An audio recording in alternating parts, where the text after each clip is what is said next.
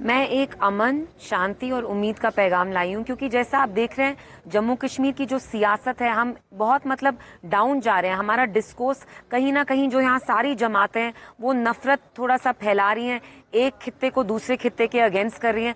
मैं यहाँ लोगों से यही दरखास्त इल्तिजा करने आई हूँ कि क्यों ना हम एक साथ चलें। किसी भी तबके का इंसान हो, किसी बाकी जमात का इंसान भी हो, जम्मू कश्मीर इतने दर्द से गुजरा है, जुल्म से गुजरा है 2019 से, खास तौर से जब से आर्टिकल 370 हटा। तो मैं यहाँ एक पॉजिटिव मैसेज लेने आई हूँ कि आप महबूबा जी को वोट डालें, क्योंकि महबूबा जी ही हर तबके को अपने साथ चला सकती हैं।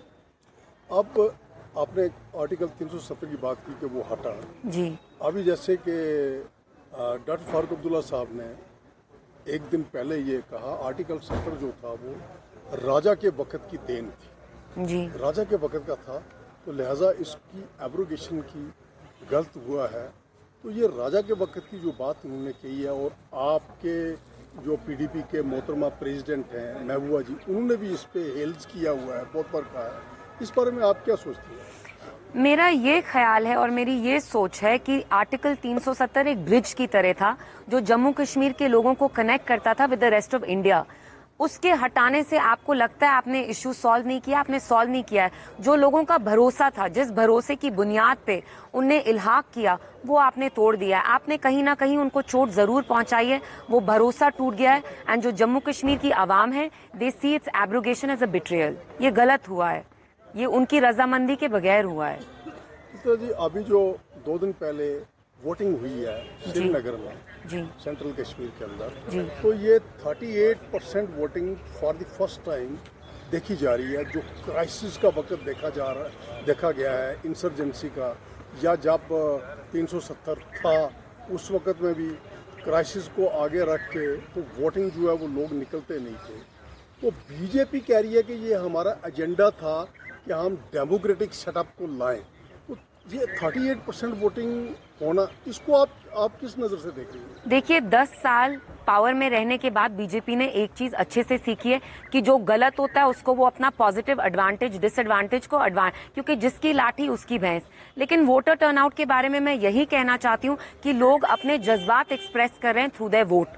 वो दिखाना चाहते हैं कि जो हुआ 5 अगस्त का, काले दिन का काला जो डिसीजन उन्होंने लिया, वो स्वीकार नहीं करते हैं, वो रिजेक्ट करते हैं। एंड अच्छी बात है वो निकल के डेमोक्रेटिक वे में, पीसफुल वे में पार्टिसिपेट कर रहे हैं। क्योंकि आपने खुद देखा पिछले 5 साल से हमें प्रोटेस्ट तक करने की आज़ादी नहीं है। महबूबा जी जब जंतर मंतर में भी दूसरे स्टेट में प्रोटेस्ट करने की कोशिश करती है तो उनको अरेस्ट किया जाता है। तो I think it's a very good sign, ये एक हेल्दी साइन है डेमोक्रेसी के लिए, जब ज्यादा से ज्यादा तादाद में लोग आके अपना डेमोक्रेटिक वोट राइट असर्ट करते हैं। It's not a bad thing. इसमें ये चीज़ समझी जाए कि लोगों का पार्टिसिपेशन करना इस तादाद में, ये जो रीजनल पार्टीज हैं उनको बेनिफिट मिलेगा, और वो तो 3 सीट्स हैं, वो रीजनल पार्टीज के ही कैंडिडेट निकालेंगे और ना के भाजपा के। जी, आपके सवाल में ही जवाब है। भाजपा ने अपना कोई कैंडिडेट नहीं उठाया। वो अनंतनाग राजौरी सीट पे अपनी उनकी निगाह थी, डिलिमिटेशन करने के बाद भी उनको लगा कि ये नहीं होगा, फिर डिले किया, फिर अपने प्रॉक्सी उठाए, फिर पहाड़ीज को धमकी देते हैं कि अगर आप प्रॉक्सी पार्टी हमारे दोस्तों के लिए वोट नहीं करेंगे तो हम यहाँ दंगे करेंगे 90। तो सब जानते हैं बीजेपी गुंडागर्दी कर रही है, फिर भी वो ये सीट नहीं जीतने वाले।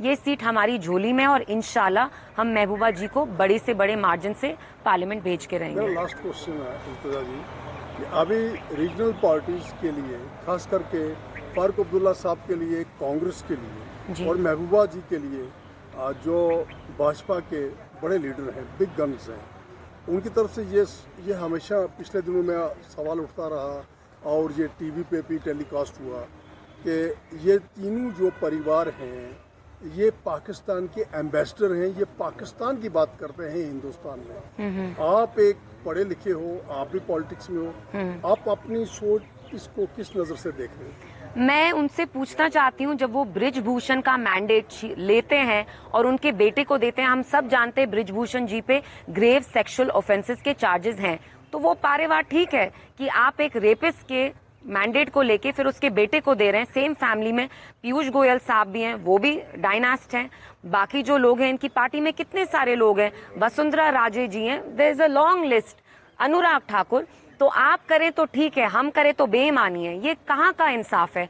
और मैं आपको एक बात बताऊं, यस, मैं महबूबा जी की बेटी हूँ, मुझे इस पे बहुत फख्र है। लोग इवेंचुअली अगर मुझे ठुकराते हैं तो सर आंखों पे लगे, लेकिन अगर वो मुझे स्वीकार करते हैं, आप ये नहीं कह सकते। टू अ सर्टेन एक्सटेंट लोग मेरी बात सुनेंगे क्योंकि मैं किसी की बेटी हूँ, दैट्स हाउ दे नो मी। उसके बाद वो मुझे प्यार दें या स्वीकार नहीं करें, let's leave it to the people. इनका ये चलता रहता है, अब्दुल्ला मुफ्ती, मुफ्ती अब्दुल्ला ढोल जैसे एक रट्टा लगा के रखा है, तो इनको करने दीजिए, मुझे कोई फर्क नहीं पड़ता है। Lot of Zee News.